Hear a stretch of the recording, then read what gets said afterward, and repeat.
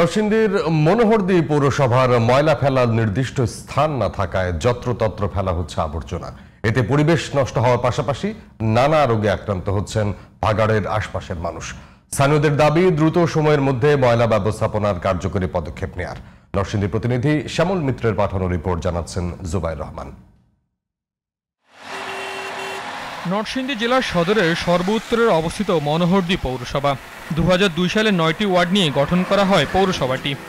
এই পৌরসভায় বাস করছেন প্রায় 20,000 মানুষ, অথচ এখানে নেই কোনো বর্জ্য ব্যবস্থাপনা।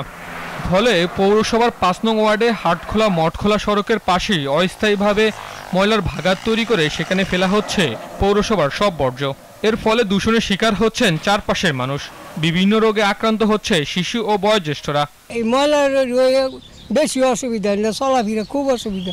আশেপাশে বাড়িঘর আছে, এখানে যে বাচ্চাদের বিভিন্ন রোগ হচ্ছে, বিশেষ করে স্ক্যাবিস রোগে আমরা বেশি ভুগতেছি। এলাকাবাসীর অভিযোগ, সংশ্লিষ্ট কর্তৃপক্ষকে বিষয়টি বারবার অবগত করা হলেও নেওয়া হচ্ছে না কোনো কার্যকরী পদক্ষেপ। দুর্গন্ধের কারণে দেখা যায় স্পিডে হুন্ডার চালা জায়গা যাই তাড়াতাড়ি যেতে হোক। আমরা অনেক সময় এক হাতে স্টার্টিং ধরা থাকে এবং নাকে ধরলে গাড়ির দুর্ঘটনার সম্ভাবনা থাকে এবং যাত্রীরা বমি করে। প্রশাসনের কাছে অনুরোধ আমার, এই ময়লা আবর্জনাগুলি যেন অন্যত্র কোনো একটা সেফ জায়গার মধ্যে ফেলানো হয়।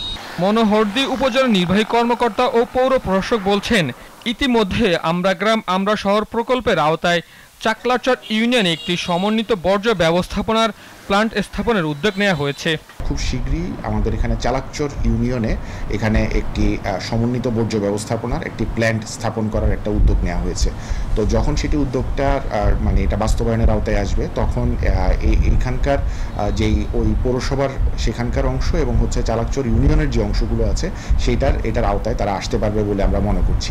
জনবসতিতে যত্রতত্র ময়লা না ফেলে নির্দিষ্ট স্থানে সঠিক পদ্ধতিতে বর্জ্য ফেলার ব্যবস্থা করার দাবি ভুক্তভোগীদের।